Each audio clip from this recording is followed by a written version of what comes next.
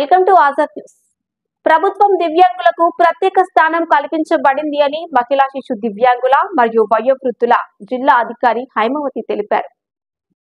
మెదక్ జిల్లాలో ఘనంగా లూస్ జన్మదిన వేడుకలు దివ్యాంగులకు ప్రభుత్వంలో ప్రత్యేక స్థానం కల్పించబడిందని జిల్లా మహిళా శిశు దివ్యాంగుల శాఖ అధికారి హైమవతి తెలిపారు.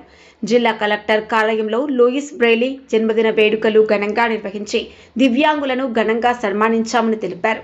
సందర్భంగా జిల్లా అధికారి హైమావతి మాట్లాడుతూ దివ్యాంగులకు ప్రభుత్వం ప్రత్యేక స్థానం కల్పించిందని, దివ్యాంగులకు రిజిస్ట్రేషన్ కట్టుబడి ఉందని తెలిపారు.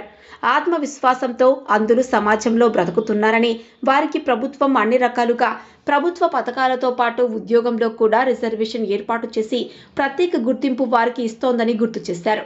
లూయిస్ బ్రెయిలీ అంధులకు మార్గదర్శకత అని ఆయన సేవలను కొనియాడారు.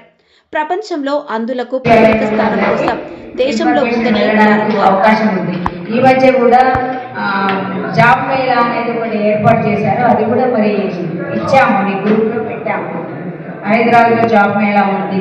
ముఖ్యంగా అంగవైకల్యం కలిగిన వాళ్ళకి, ఏదైనా డిజబిలిటీ పర్సన్స్ అందరూ కూడా జాబ్ మేళాకి రావాలంటే వాళ్ళకి జాబ్స్ ఇచ్చే అవకాశం ఉంది. ప్రైవేట్ పరంగా గవర్నమెంట్లో కూడా మనకి రిజర్వేషన్ ఉంది.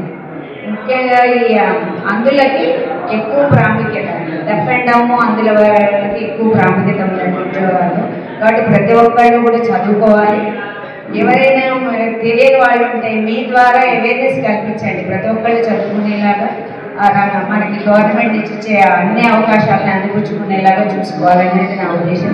మీరు కూడా వాళ్ళకి చేయూత, పేదవాళ్ళు ఎవరైనా ఉంటే వాళ్ళకి చేయూత అందించాల్సిన అవసరం ఉంది. ఇప్పుడు డైలీ మంది మీరంతా చదువుకొని మంచి ఉద్యోగాల్లో ఉన్నారు, ఏ రంగంలో అయినా రాణించగలుగుతున్నారు. అలాగే మీరు కూడా మిగతా అందరికి కూడా చేయూత ఇవ్వాలనేది నా ఉద్దేశం. ప్రభుత్వం తరఫున మేము కూడా చేయవలసినంత వరకు చేస్తాము. కోచింగ్ విషయంలో కూడా నేను చెప్పినట్టు ముందు అసోసియేషన్ అంటే ప్రతి ఒక్క మెంబరు అందులో ఉండేలాగా చూసుకుంటే మేము ఏ సమాచారం ఇచ్చినా అందరికీ అందే అవకాశం ఉంటుంది.